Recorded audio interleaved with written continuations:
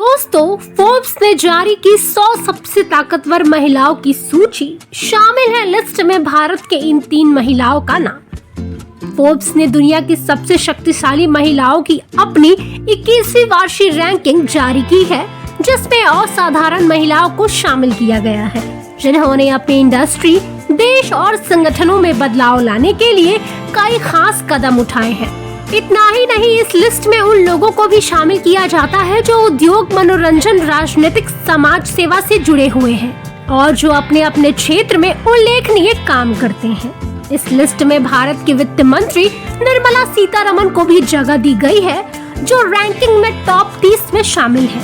आइए उनके बारे में जानते हैं।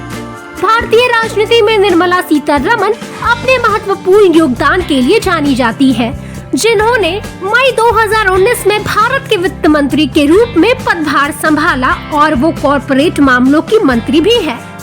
फोर्ब्स द्वारा जारी किए गए दुनिया की सबसे शक्तिशाली महिलाओं की लिस्ट में निर्मला सीतारमण 28वें नंबर पर है, जो भारत की आर्थिक नीतियों पर उनके प्रभाव को दर्शाता है।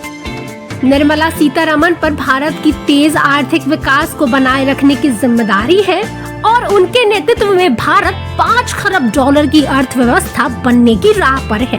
वो हमेशा महिला सशक्तिकरण को लेकर मुखर रही है और राजनीति में आने से पहले ब्रिटेन की एग्रीकल्चर इंजीनियर संगठन और BBC वर्ल्ड के साथ जुड़ी रही। निर्मला सीतारमण के अलावा भी भारत की कई महिलाएं इस लिस्ट में शामिल हैं।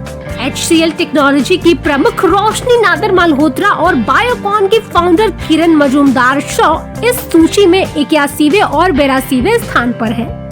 दरअसल रोशनी नादर 12 अरब डॉलर की कंपनी के राजनीतिक फैसले लेती हैं और वो शिव नादर फाउंडेशन की भी ट्रस्टी है, जिसके जरिए शिक्षा के क्षेत्र में वो काम कर रही हैं।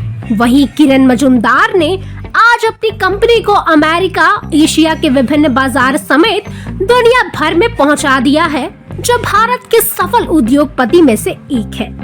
इसके अलावा इटली की प्रधानमंत्री जॉर्जिया मेलोनी भी इस लिस्ट में 3रे नंबर पर है। आपको बता दें कि फोर्ब्स अमेरिका की एक बिजनेस मैगजीन है, जो व्यापार, निवेश, प्रौद्योगिकी, उद्यमिता, नेतृत्व और जीवन शैली विषयों पर ध्यान केंद्रित करती है।